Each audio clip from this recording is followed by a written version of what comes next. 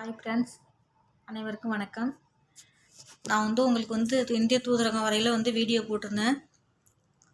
நான் இந்திய தூதரகம் போகிறேன் அப்படின்னு சொல்லிட்டு நான் வீடியோ போட்டிருந்தேன். எல்லாரும் வெளியில் உள்ளவங்களாம் பயமுறுத்துனாங்க. ஐயோ, இந்திய தூதரகமா அப்படி இப்படியெல்லாம் சொல்லி பயமுறுத்துனாங்க. அப்படியெல்லாம் இல்லை. 100க்கு 100 சேஃப்டி. மலேசியா தமிழும் நம்ம தமிழ்நாட்டோட தமிழர்களும் இன்னும் இந்தியாவிலேருந்து எல்லாரும் இருக்காங்க. எல்லாருமே சேர்ந்து சப்போர்ட் பண்ணுறாங்க. எப்படியாவது என்னை வெளியேற்றணும் சப்போர்ட் பண்ணிகிட்டு இருக்காங்க. நான் சேஃப்டிக்காக இருக்கேன். தயவு செஞ்சு இந்த வீடியோ நான் போடுறேன். இது எனக்காக சொந்த சுயநலத்துக்காக நான் போட கிடையாது. எல்லாருக்காகவும் மலேசியா நிறைய பேரும் மாட்டிக்கிட்டு தவிக்கிறாங்க வெளியில் வர முடியாமல். அந்த மாதிரி உள்ளவங்களுக்கு இந்த வீடியோ ஷேர் பண்ணி விடுங்க. ஏதோ 10 பேரில் ஒருத்தருனாலும் போய் சேரும் இந்த வீடியோ. ஷேர் பண்ணி விடுங்க.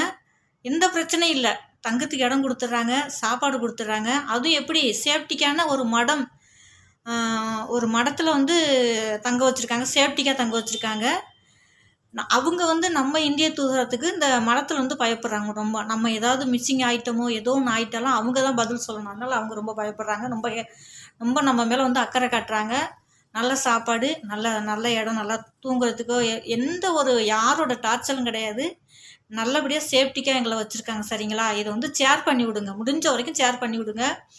நான் ஊருக்கு போகிறதுக்கு காசு இல்லை, எனக்கு பாஸ்போர்ட் தொலைஞ்சிருச்சு, விசா இல்லை, இப்படியெல்லாம் இருக்கிறவங்கெல்லாம் எல்லா நாட்டிலையுமே, இப்போ சிங்கப்பூராக இருந்தாலும் சரி, மலேசியாவாக இருந்தாலும் சரி, துபாயாக இருந்தாலும் சரி, எந்த நாடாக இருந்தாலும் நம்ம இந்திய தூதரகம் அங்கே இருக்குது. அந்த தயவு செஞ்சு காடியில் இந்த வண்டி கார் ஓட்டுறாங்கல்ல, அவங்கள்ட்ட கேட்டாலே சொல்லுவாங்க. என்னை இந்திய தூதரத்தில் கொண்டே விட்டுருங்கன்னு சொன்னாலே அவங்க இது பண்ணி விட்டுருவாங்க. சரிங்களா? இதில் எனக்கு வாட்ஸ்அப் எனக்கு கமெண்ட் போடுங்க. கமெண்டில் கேளுங்க. நான் இந்திய தூதரக நம்பர் தர்றேன் உங்களுக்கு. அந்த நம்பர் உங்கள் சொந்தக்காரங்களோ, உங்களுக்கு தெரிஞ்சவங்களோ, உங்கள் ஃப்ரெண்டோ இந்த மாதிரி மலேசியாவில் கஷ்டப்பட்டுக்கிட்டு இருந்தால் அவங்களுக்கு சொல்லி அந்த மாதிரி இந்த இடத்துக்கு போங்கன்னு சொல்லுங்கள்.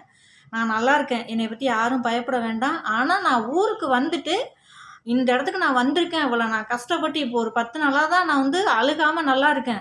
பயங்கரமாக அழுதுருக்கேன். நான் வந்துட்டேன் என்னை ஊரில் கொண்டே விட்றான்னு கேட்டிருக்கேன் அவனை.